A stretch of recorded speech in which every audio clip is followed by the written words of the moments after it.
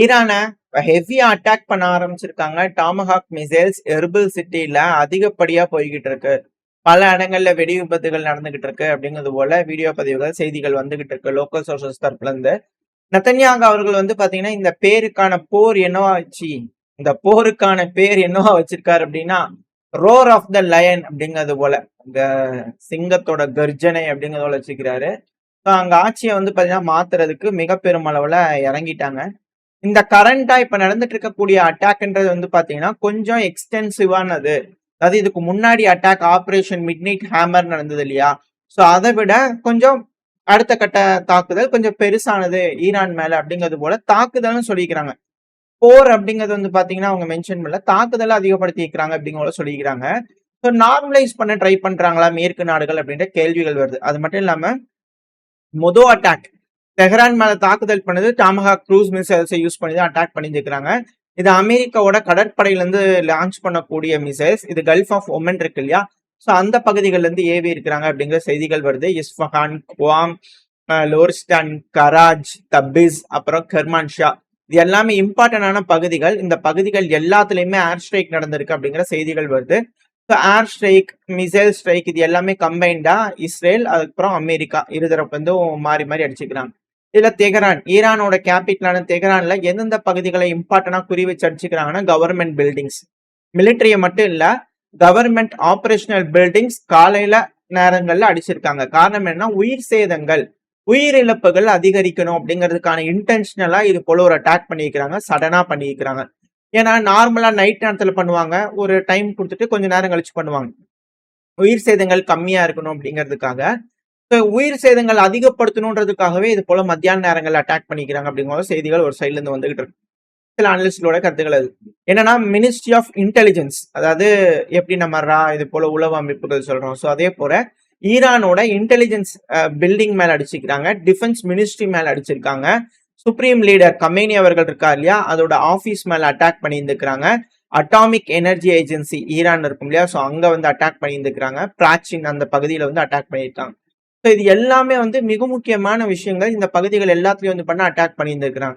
So ஈரானோட supreme leader வந்து பாத்தீங்கன்னா இந்த கமேனி அவர்கள் இந்த தாக்குதல் டைம்ல வந்து பண்ணா அவர் அங்க இல்ல, பத்திரமான இடத்துக்கு அவர் கொண்டு போயிருக்காங்க, ரீலோகேட் பண்ணிட்டாங்க அப்படிங்கிற செய்திகள் வருது. இது கொஞ்சம் நிம்மதி பெருமூச்சு பல நபர்களுக்கு கொடுக்கலாம், ஈரானோட ஆதரவாளர்களுக்கு. ஏன்னா இது வெனிசுலா மாதிரி வந்து பாத்தீங்கன்னா உள்ள ஆளுங்களை டிப்ளாய் பண்ணி ஆளுங்களை தூக்குறது அப்படிங்கிறது ரிஸ்க் அப்படிங்கிற அனலைஸ் பண்ணிருப்பாங்க போல தெரியுது. டீகாபிடேஷன் ஸ்ட்ரைக்குக்கும் இனிஷியலா எய்ம் பண்ணல போல தெரியுது. மேபி ஒரு வார்னிங் கொஞ்ச நேரத்துக்கு முன்னாடி கொடுத்துருக்கலாம் அப்படிங்கிற போல தகவலும் வருது. வெயிட் பண்ணி தான் பார்க்கணும். ஒரு இன்னைக்கு இல்ல நாளைக்குள்ள வந்து பண்ண இதை கன்ஃபார்ம் பண்ணுவாங்க. ஏதோ ஒரு நாடு வழியா இல்ல ஒமன் வழியா கூட இது போல அட்டாக் பண்றாங்களாமாப்பா, கொஞ்சம் பார்த்து சூதானமா இருந்துங்கன்னு சொன்னாலும் ஆச்சரியப்படுறதுக்கு.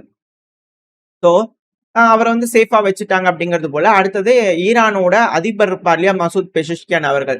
ஸோ அவருக்கு எந்த ஒரு காயமும் இல்லை, அவரு பத்திரமா தான் இருக்காரு அப்படிங்கிற செய்திகள் வந்துருச்சு. ஸோ மிக முக்கியமான நபர்கள் எல்லாத்தையும் சேஃப் பண்றாங்களா அப்படிங்கிற விஷயங்கள் இப்ப அதுக்கான செய்திகளும் வந்துகிட்டு இருக்கு. ஸோ இது கொஞ்சம் சேஃபா இருக்கு. ஸோ இனிஷியலா வந்து பாத்தீங்கன்னா இந்த தாக்குதலுக்கு பல நாடுகளோட ஏர் ஸ்பேஸ், பல நாடுகளை வந்து பண்ண யூஸ் பண்ணி இருந்துக்கிறாங்க அப்படிங்கிற மாற்று கருத்து. இதுல ஈராக் வந்து பாத்தீங்கன்னா இது போல அட்டாக் நடக்குன்னு ப்ரெடிக்ட் பண்ணோன்னே ஏர் ஸ்பேஸை க்ளோஸ் பண்ணிட்டாங்க ஈராக் தரப்புல இருந்து. ஸோ இமீடியட்டா வந்து பாத்தீங்கன்னா ஈரானோட ஏர் ஸ்பேஸையும் க்ளோஸ் பண்ணிட்டாங்க. என்னன்னா சிரியாவுக்கு மேல வந்து பாத்தீங்கன்னா ஏரியல் ரீஃபியூலிங் டேங்கர்ஸ் வந்து பாத்தீங்கன்னா பறந்துட்டு இருந்தது, அதுவும் தாரா பகுதிகளில்.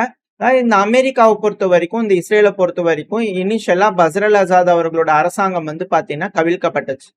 ஸோ அப்பவே ஈரானுக்கு எகெயின்ஸ்டான சான்ஸ் இதுதான் அப்படிங்கிறத அவங்க எடுத்துட்டாங்க. ஸோ ஈரான்ல இப்ப பஸ்ர் அல் அசாத் அவர்களோட அரசாங்கம் இருந்திருந்தது அப்படின்னா ஈரானுக்கு மேல அட்டாக் பண்றாங்கன்னா அவங்களுக்கு சில பல இன்டெல் தகவல்கள் கிடைக்க வாய்ப்பு இருக்கு. ஏன்னா அங்கெல்லாம் ரேடார்ஸ் இருந்துச்சு, ரஷ்யாவோட பேசஸ்லாம் அங்க இருந்துச்சு.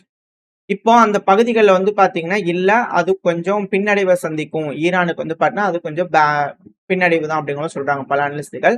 பட் இருந்தாலும் வே பை வேவா வந்து பாத்தீங்கன்னா இஸ்ரேலோட ஃபைட்டர் ஜெட்ஸ் வந்து பாத்தீங்கன்னா ரொட்டேஷன் இதுல வந்து பாத்தீங்கன்னா அழிச்சிட்டு இருக்காங்க. ஃபர்ஸ்ட் வேவ் போச்சு, அட்டாக் பண்ணிட்டு வந்து இப்ப செகண்ட் வேவ் போயிட்டு இருக்கு. அந்த சிரியாவோட வான்பரப்புல வந்து பாத்தீங்கன்னா ஏரியல் ரீஃபியூலிங் டேங்கர்ஸ்லாம் வந்து பாத்தீங்கன்னா ஸ்பாட் ஆயிருக்கு அப்படிங்கிறது போல. ஸோ எந்த ஒரு தங்கு தடை இல்லாம பல நாடுகளோட ஏர் ஸ்பேஸை பயன்படுத்தி இது போல சௌரியமா அட்டாக் பண்ணிட்டு இருக்கிறாங்க ஈரான் அப்படிங்கிறது இதுல இருந்து தெரிஞ்சுக்கலாம்.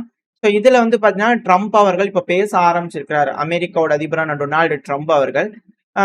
வெள்ளிக்கிழமை நடந்த பேச்சுவார்த்தையில நான் கொஞ்சம் ஹாப்பியா இல்ல. ஸோ அதனால தான் நியூக்ளியர் ப்ரோகிராம் பத்தி பேசினோம் இல்லையா? அது கொஞ்சம் ஹாப்பியா இல்ல. அதனால தான் இது போல இது நெகோசியேட்டர் கிட்ட நம்ம சொல்லிக்கிறோம். டைம் குடுக்குறோம். டீலா? வாரா? அப்படிங்கிறது போல வந்து பண்ணா, டீலா? நோ டீலா? அப்படிங்கிறது போல வந்து பார்த்தீங்கன்னா, ட்ரம்ப் அவர்கள் டீலா? இல்ல வாரா? அப்படிங்கிறது போல வந்து பண்ணா, இப்ப மிடில் ஈஸ்ட்ல இன்னொரு போரா? அப்படிங்கிறத கேட்டிருக்காரு. ஸோ நெறைய விஷயங்கள் பேசியிருக்காரு. ஐஆர்சிஜி ஆயுதத்த கீழ போட்டு வந்து சரணடைஞ்சிருங்க, கம்முன்னு விட்டுர்றோம்.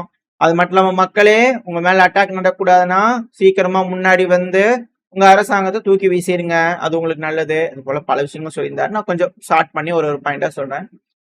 அடுத்தது ஈரானோட missile building capacity, missile industry, navy எல்லாத்தையும் நாங்க அழிக்க போறோம் அப்படிங்கிறதோட ட்ரம்ப் அவர்கள் வந்து பாத்தீங்கன்னா அவரு எப்பவும் போல அந்த சைகையோட வந்து பண்ண செஞ்சுக்கிறாரு.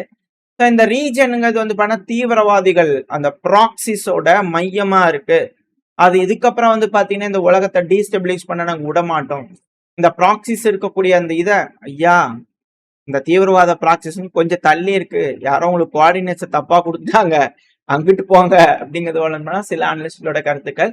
பட் அந்த PAK அப்படிங்கிறது போல இருக்கும். அங்க போங்க சார், இது வேற அப்படிங்கிறது பல அனலிஸ்டோட கருத்துக்கள். பட் இருந்தாலும் இது இஸ்ரேலுக்கு எதிராக ஒரு நாடா இருக்கு அப்படிங்கிறதுனால வந்து பண்ணா இப்போ அமெரிக்கா இது போல வந்து பண்ணா ஒரு அட்டாக் பண்ண ஆரம்பிச்சிருக்காங்க.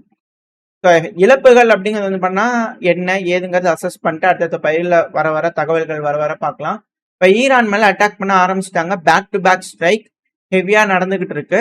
ஸோ ஈரான் இதை எப்படி கிரகிச்சுக்கிட்டு எப்படி ரிட்டாலியேட் பண்ண போறாங்க? அவங்களோட ரிட்டாலியேஷன் ரொம்ப ஸ்ட்ராங்கா இல்லைன்னா கண்டிப்பா இந்த போர்ல பெரும் சேதத்தை ஈரான் சந்திப்பாங்க அப்படிங்கிறது போல அனலிஸ்டுகளோட கருத்துக்கள். So first strike wave by wave வந்து பார்த்தீங்கன்னா இஸ்ரேலா இருக்கட்டும் அமெரிக்காவா இருக்கட்டும் அடிக்க ஆரம்பிச்சிட்டாங்க. ஸோ இப்போதைக்கு ஈரான்ல இருக்கக்கூடிய தலைவர்கள்லாம் சேஃப் ஆயிட்டாங்க. அவங்க தரப்பு ஏதாவது செஞ்சாதான் உண்டு. அப்படி இல்லைன்னா ஆட்சி கவிழ்ப்பு ஆட்சி மாற்றம் அப்படிங்கிறது ஈரான்ல இருக்கும் அப்படிங்கிற மாற்று கருத்துல அது எத்தனை நாளில எவ்வளவு நேரத்துல அப்படிங்கிறது தான் இதுல இருக்கக்கூடிய கேள்வி. ஒன்னு ஆட்சி மாற்றம் இல்ல போர் பெருசாகணும் இல்ல அட்டாக் பெருசா ஈரான் தரப்புன்னு செய்யணும். இது எதுவுமே செய்யல அப்படின்னா ஈராக்ல என்ன நடந்ததோ அது அப்படியே ஈரான்ல டிட்டோவா நடக்கும் அப்படிங்கிற மாற்று கருத்துல. ஏன்னா உயிர் சேதம் மக்களோட உயிர் பலி எண்ணிக்கை ரொம்ப அதிகமாயிட்டே இருக்கும். தாக்குதல் நடக்க நடக்க எடுத்த உடனே காலையில நேரத்திலேயே வந்து பாத்தீங்கன்னா பில்டிங்ஸ் எல்லாம் அடிச்சிருக்காங்க. மக்கள் போக்குவரத்து இருக்க டைம்ல அடிச்சிருக்காங்க அப்படிங்கும் போது இதுக்காதான். ஸோ எப்படி உலக நாடுகள் இதுக்கு கண்டனங்கள் தெரிவிக்க போறாங்களா? இல்ல எப்படி ஈரான் ரெஸ்ட் சொல்லிடுவாங்களா? இல்ல என்ன மாதிரியான முடிவுகள் எடுக்க போறாங்க? ஈரான் அடிக்க போறாங்களான்றதெல்லாம் வெயிட் பண்ணி பார்ப்போம். ஓரளவுக்கான தகவல்கள் இந்த பையில பார்த்துருப்போம்னு நினைக்கிறேன். இதோட இந்த பையனா முடிச்சுக்கலாம். இந்த பதிவு எப்படின்னு உங்களுக்கு பிடிச்சிருக்கா? பிடிச்சா லைக் பண்ணிட்டு ஃப்ரெண்ட்ஸ் ஷேர் பண்ணிக்கோங்க. அது கூட மறக்காம உங்க கருத்துக்களை கமெண்ட் செக்ஷன்ல சொல்லுங்க. கூடவே நம்ம சேனல் சப்ஸ்கிரைப் பண்ணலாம். மறக்காம சப்ஸ்கிரைப் பண்ணிக்கோங்க. இந்த பதிவு நல்லா இருக்கும்ன்ற நம்பிக்கையில அடுத்த பேர் உங்க சந்திக்கிறேன். Stay safe. பை.